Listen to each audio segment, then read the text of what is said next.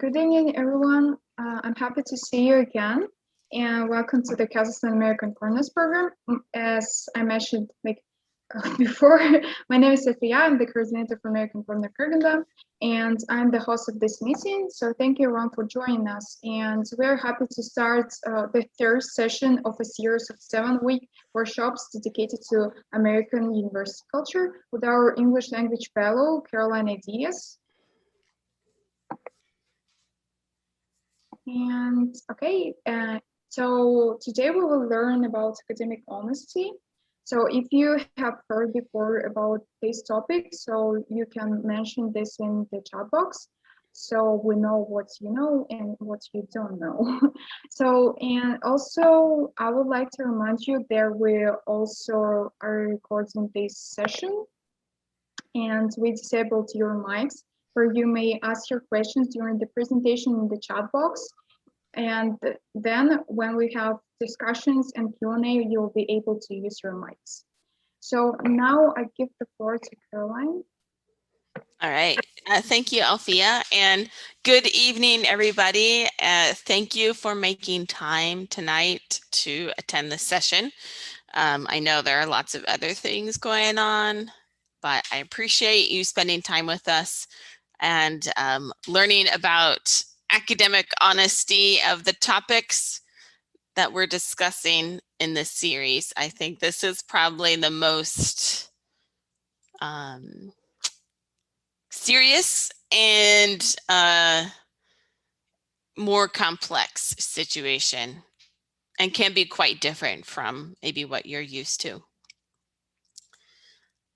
So just a reminder for anyone that's new, my name is Caroline Ideus, and I live in Martin, Tennessee, and I live in the western side of Tennessee. So if you see the T, I live at the top of that T.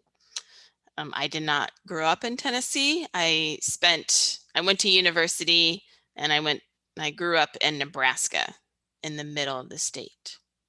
So I do not have a Tennessee accent. So this week we are talking about academic honesty. And so the first few weeks are more about class expectations, and then today's academic honesty. And next week we will shift into the more fun side of university, international student life, and then service learning, campus clubs, and activities. So the first 3 weeks are very academic focused, and the next 4 sessions are very student life and the experience focused. So today, first of all, we'll define what is academic honesty. Then I'll talk about the student code of conduct, and also about plagiarism, how to prevent plagiarism, and then we will have our discussion. And in the chat box and at the end of the conversation, I recommend that you can, if you have studied in the US or have experience, not necessarily the US, but other countries, please let us know and use that in your discussion as well. All right, so what is academic honesty? Academic honesty means demonstrating and upholding the highest academic integrity and honesty in all of your academic work. So in other words, all of the work you submit is 100% original and your own. And this is for everything you do. So not just writing, but if you're a music major, arts, etc., it's everything you do in the academic world. So to get us started, I have this short video that really explains this quite well and clearly. So I'm just making sure that I can share sound. Good.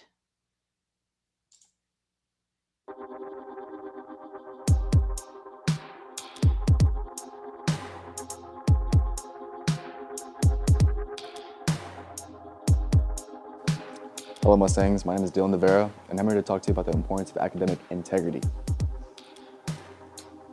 Academic integrity is the commitment to honesty and genuine work and effort in an academic setting.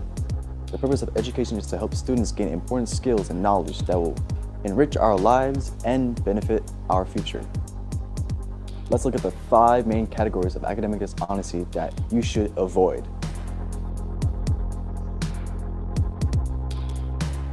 The most common form of academic dishonesty is a student who copies an assignment from another student. The student who knowingly allowed the assignment to be copied is also responsible. This applies to both paper and electronic projects, complete files and files in progress, and it especially applies to Google Documents or Adobe project files. You should not be sharing your work in paper form or electronically. Cheating means having or using unauthorized cheat sheets, both paper or electronic, answer keys, or other evidence of premeditated cheating. This includes test information like topics, answers, or questions. Cheating also includes taking pictures or digitally sharing material that facilitates cheating, as well as using digital resources or apps that do the work for you, like Google Translate or PhotoMath. One of the most serious forms of academic dishonesty is plagiarism.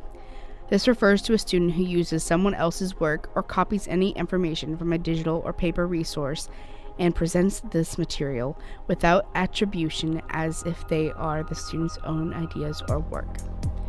This also includes passing off other students' projects as your own. In higher education, plagiarism can have a dire consequence. This refers to a student who is caught taking, without permission, another student or teacher's materials or projects. This category also includes accessing, without permission, a teacher or student's computer, email, or Synergy account, as this is a form of identity theft. In addition to the consequences for academic dishonesty, the student will be disciplined under the provision for theft as specified in the Education Code. Finally, one of the most serious forms of academic dishonesty is falsifying records. This refers to a student who has been found to falsify school records, access or change gradebook data, or is apprehended for taking without permission school records. As a Mustang, you must actively work to avoid these forms of dishonesty in order for you to get the most out of your school and be prepared for higher education and a successful career. You must engage with schoolwork in an honest and meaningful way. Okay, that was actually made by a high school, but I think it really highlighted what academic dishonesty is. So academic dishonesty is copying, cheating, plagiarizing, theft of material, and falsifying records. So we won't get into all of those, but we'll definitely, today we'll mostly talk about plagiarizing, which is probably it's the most serious, but also happens the most frequently too. Okay, sorry about that.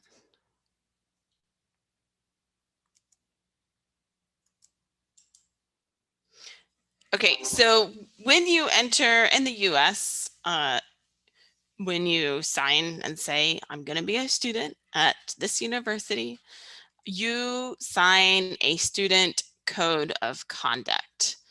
And this can be found on every university's website about their code of conduct. And the code of conduct is a set of rules to follow while attending the university. And they range from alcohol policies to academic honesty policies. So every university has rules about whether or not alcohol is allowed on campus and so on. And then of course the academic honesty policies. So if students do get caught, get in trouble with plagiarizing or academic honesty, they have a record that says you signed this document saying you would not do it. And then also some professors require, when you take certain classes, they require a signature stating that you have read a plagiarism statement in their syllabus. And this is relatively new yet, so not every professor requires this, but it's a piece of paper at the first day of class, you're given it, and then you must read. It says, all the work I submit is 100% my own, so on and so on and so on. And then you sign and hand it back to the professor. And again, this is also like a contract as well.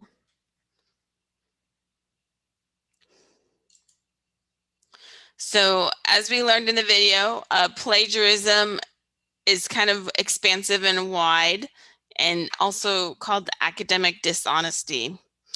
It can be, plagiarism is submitting work as your own when in fact it is not your own. So for example, copying and pasting sentences and paragraphs from a website to your paper, pay someone to write your assignments, write assignments for other people, no source citation, the paraphrase is too similar to the original, copying a photo, picture, music, etc. These are all examples of plagiarism, and you can use other people's work,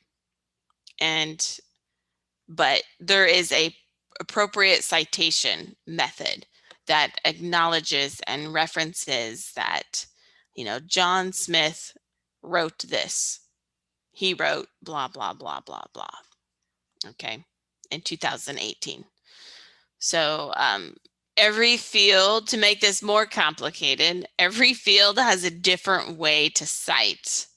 So I won't go into that kind of detail, but just know that, and that's a good question to ask your professors, of what citation is recommended and what style they use.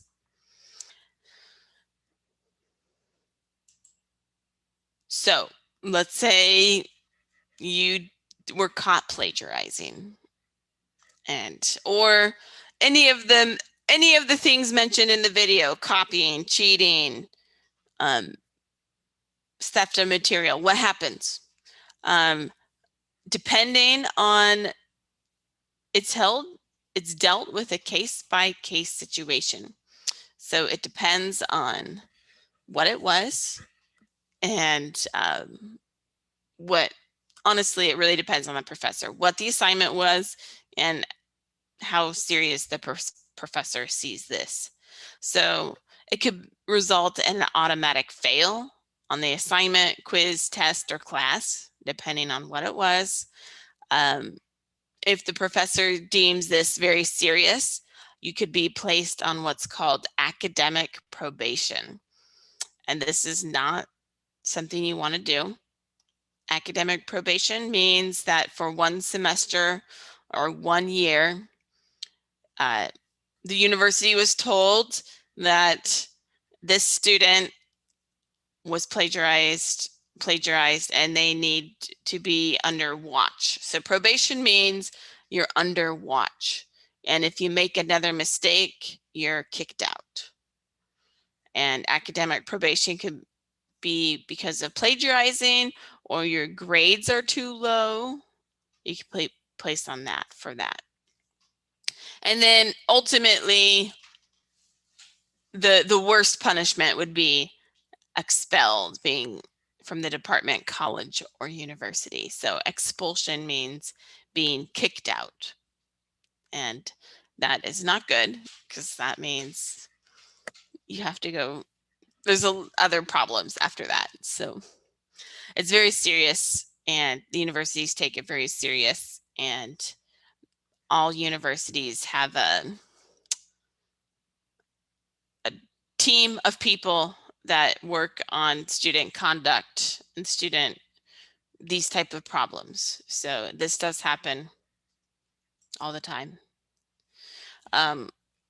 So what's interesting, there was a study done in 2018 about how international students generally have twice the rate of plagiarism compared to domestic students, which is interesting statistics, but also for me, I've taught international students in the US for 6 years. It's not surprising for various reasons. The first reason is language. It's writing an academic piece in English is very difficult, but I think a lot of the reason is cultural barriers.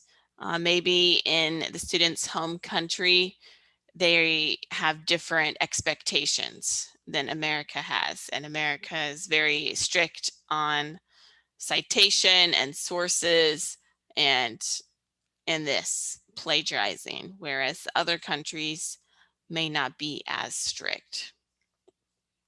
And also, international students are unfamiliar with academic writing protocol. And this American students, we have been training and learning this style for many years before university. And maybe for international students, they have not learned the style, especially in English, until they get to the US. And so a lot of it is just learning about how to write in academic English. It's very different than our casual or conversational English. And it's much harder. So why are international students plagiarizing? And as I said, the unfamiliarity with academic writing requirements in the USA. The student did not give citations and credit in their homework. And in their culture, other people's work may be considered communal or common. So you don't need to cite it, but in the US you do. And also just time-wise, like international students, life is stressful. Classes and cultural adjustment can be very difficult. So copying or pasting, or it's sometimes more attractive to try to do that for your assignments, but not good. So maybe I don't mean to scare you, because I think when I talk about this, students get very nervous, like, oh my gosh, everything I write, I'm going to plagiarize.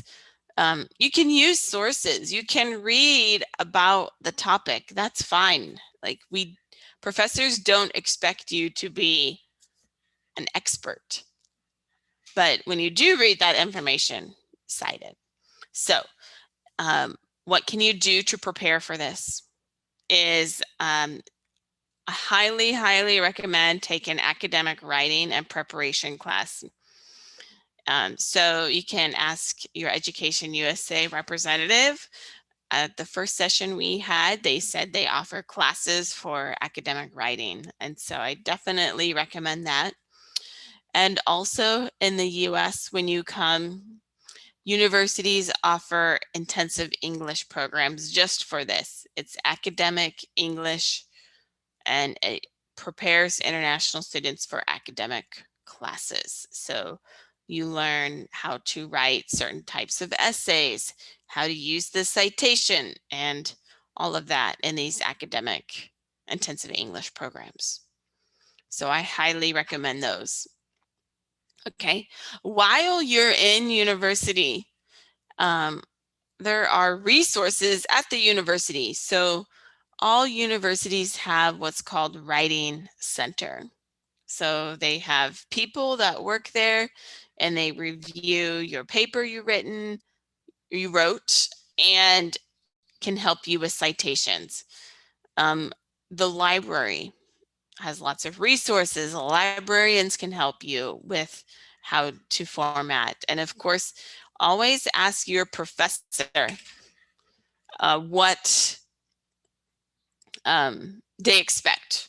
if you have a question about their citation, ask your professor. Your professor is the one giving you the grade.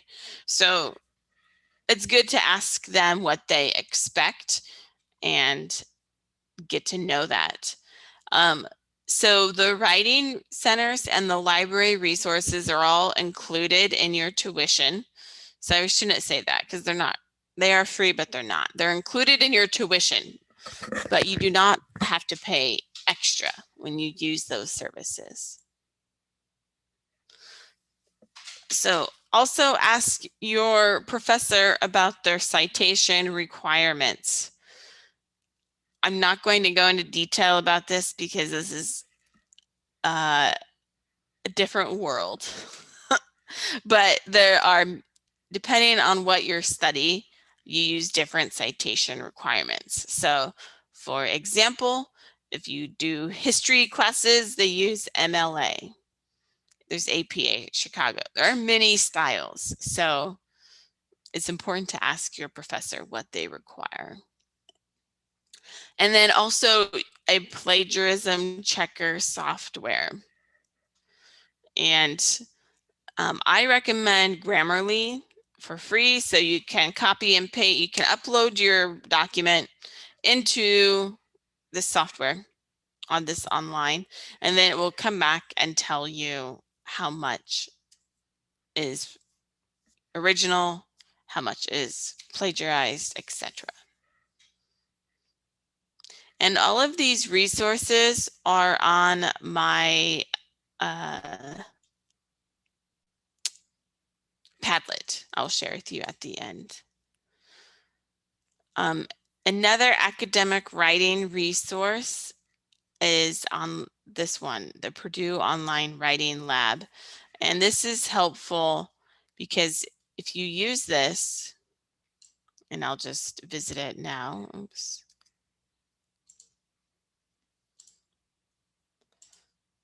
It takes you to use, so it means online writing lab, and this is widely used a lot as a reference tool. You can get examples, as you can see here. General writing, research citation, all of this gives you some examples of this. So let's just click general writing, gives you some examples of applications and so on. And right, so you can really go deeper into that. So I definitely recommend this. And okay, and then this is our Padlet. I'll post this in our chat, but this has all the resources that I have been mentioning today. And this is in our, I'll put this in our chat box. So of this week and then the past 2 weeks. And I add some more videos. What is academic writing? The online writing lab and so on.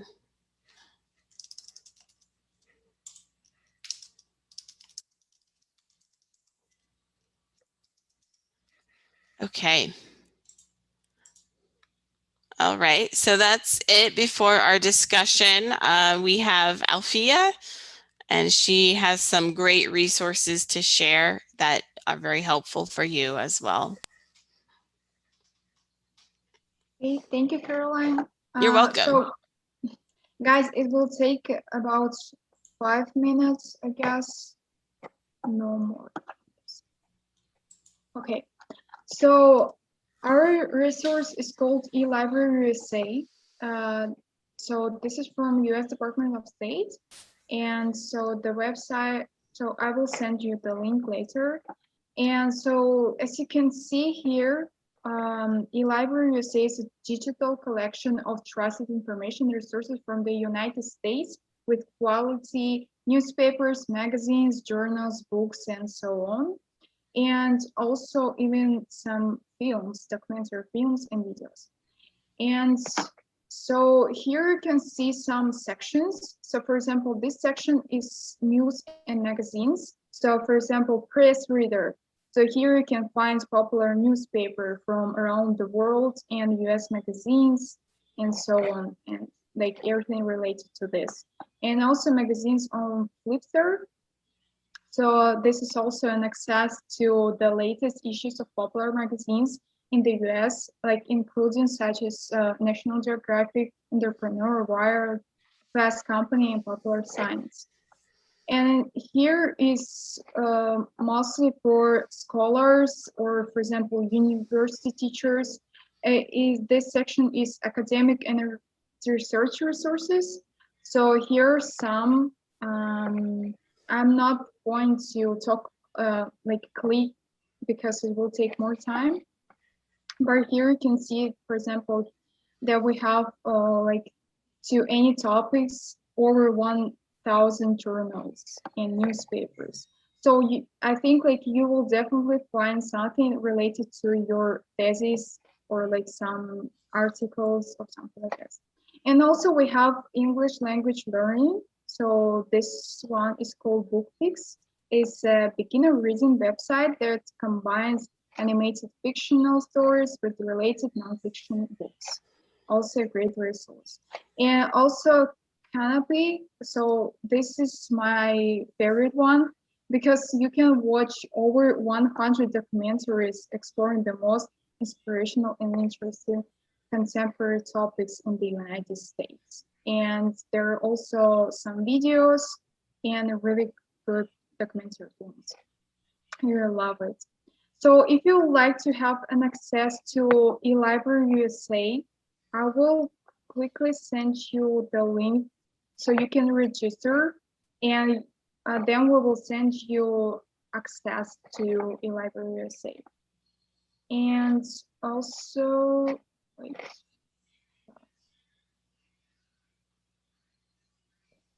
And the last thing I would like to share with you is our YouTube channel.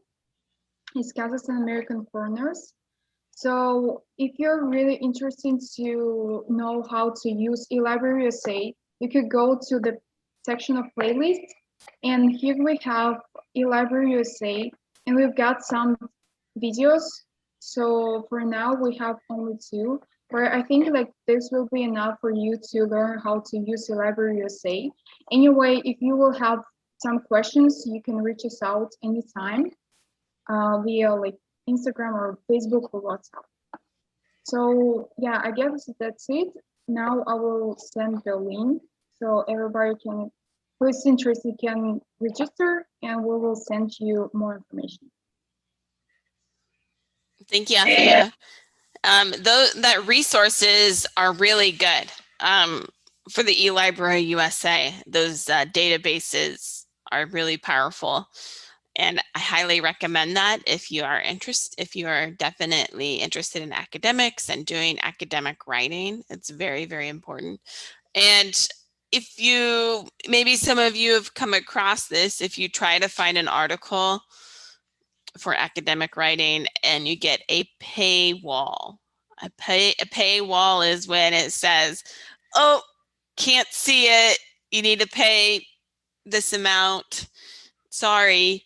But the databases that access will definitely help solve that problem, because that can be very frustrating. I've been there, I am there, but it's a very great resource. So thank you for sharing that, Alfia. And I definitely recommend everyone to sign up for that.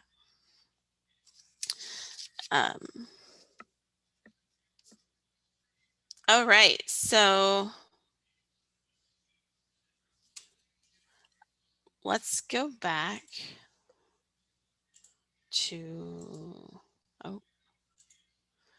so our discussion question. So we have a little bit of time. We're going to discuss these questions right here.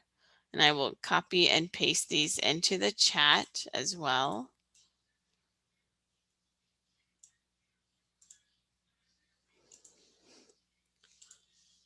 But the question number 1 is, How is plagiarism dealt with in Kazakhstan, or maybe in your experience? And I would like you to review the online writing, the OWL, Purdue OWL, and look at that with your group, what areas are helpful. And also take time to register for the library. And have you written academic paper in English with citations? How was your experience? And then finally, do you have other comments about academic integrity in the USA or experience? Maybe some of you have had experience with this.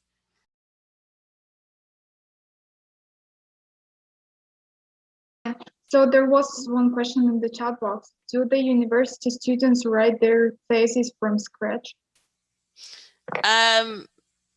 Yes, I believe. I'm not.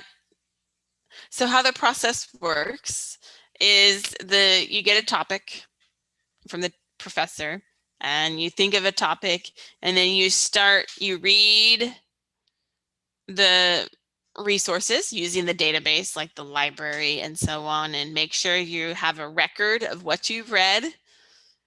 And then you use that information to create your paper, your writing. I guess from scratch, 100% original is like making a PhD.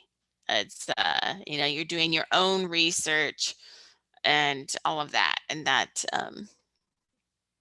takes a lot more time. So that's why you read other people's research that they did and then kind of put it together. But that's a great question. Yes. Okay. I didn't see any more questions, but if you have any questions, you can, let me do like this. You can unmute yourself. So, and ask Caroline.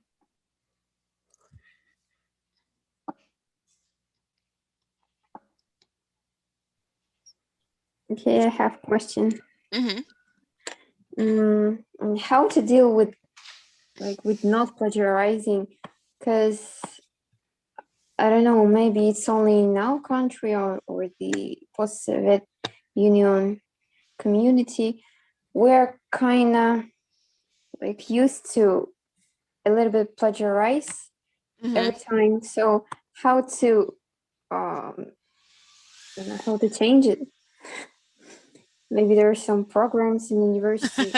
Yeah, I mean, that's a great question, Shinar. And that's also more of a cultural issue, as I mentioned earlier, is that's one of the reasons why international students in the US are caught with more plagiarizing, because the home country has different standards.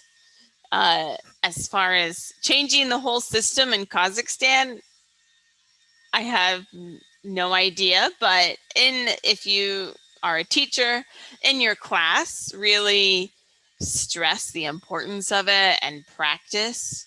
And it doesn't have to be in English. You can write in Kazakh as well. And using how to use resources and proper citation. And if you're just beginning to use it, I think what I always tell my students is, because some students get very stressed on this type of citation, like, oh, MLA, APA, whatever. I tell the students, it's better to try to cite it, so like last name, year, than nothing. And if that citation is not like follow the style, that's okay when you're learning. As long as you're practicing the citation, that's the important part. Always think about, where did you get this information from? If you did not make this information, then you need to cite it. And so I think that's always a good practice when working with students, especially students that are learning. Always think, where did this information come from? And then say where it came from. And then later, students can learn the details of how it should look and so on. But great question. Yes, other questions or comments? Yeah, guys, don't hesitate to ask Caroline and to unmute yourself. So we have only 2 minutes left for Q&A section. Hurry up. Hello, Mrs. Caroline. Mhm. I was always wondering how could students write like a project like he's writing a book without Mhm. plagiarism. It's like writing a book or opening a new like stuff. It's difficult for a student. That is true. Yes. But as I was saying earlier, there are examples of, again, you have your idea, and then if you're reading information to support that idea, to always give credit to that information. And so if you're a teacher, think about, as you give assignments, like, is this an assignment that a student can, you know, do by themselves, or do they need resources if they need to get information? And then be clear in your assignments of your expectations as well, like what do students need to include and so on. Yeah, And there also- is a comment Thanks. in the chat box. May I ask something? Yeah, sure. Mhm. Do we need to use certain style that we want to use, or the teacher will tell us which style we should use? The teacher should tell you. Each discipline has a certain style. So if you don't know, ask your teacher and they will say, you know, it's an APA, it's an MLA, etc. And there are a lot of similarities in them, but there are some differences. So it's important to know that, and definitely ask your teacher as what they expect. Yes, it's like all the time you should ask your professors. So they will definitely help you. Even like they can advise you some resources where you can find how to citate, how Mhm. to use this citation, like specific one. Right, and ask the Writing Center on campus, that's what they do. And then of course the library and the librarians, they have a lot of great resources for that and can help you. There's a comment here in the chat box. It says, I read that the strictness in the US with respect to cheating has to do with the fact that historically different people and peculiar people have come. So that's why it's so strict. I don't know. It's a comment. I think from my understanding, why it's very strict in the US is more just the idea of academic integrity. And so your work is your work. So that's, you want to acknowledge. So if you use someone else's work, you want to acknowledge that. So academic freedom, but also integrity is very important. Any Yes. last question or comment? So we got not so many time.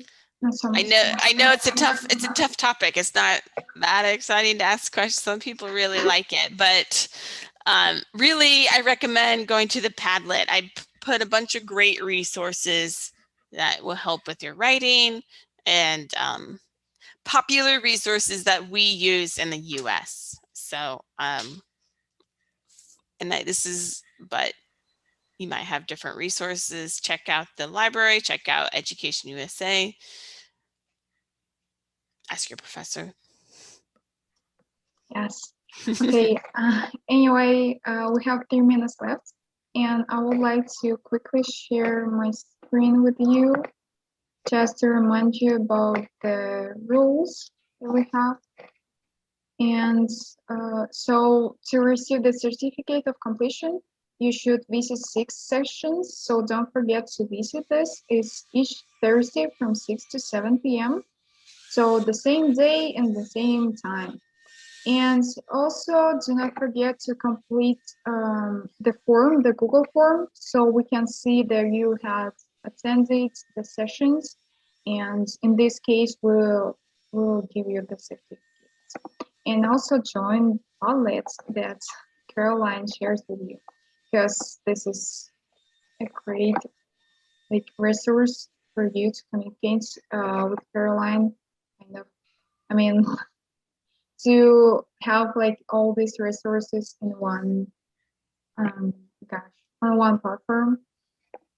Okay, so if there are not any additional comments or questions, I guess we can close the session. Yes. Yes, so I'll see all of you next week for International Student Life. So this is more on what to expect for international students' life in the US. It's really exciting because this is the best part. Yeah. Now we're moving into the more fun part. We're moving out of the academic side. Yay. Okay, thank you, Caroline, for your time. Have a good day. You're welcome. All right, bye everyone. Have a good night. Goodbye, everyone. Thank you for joining us.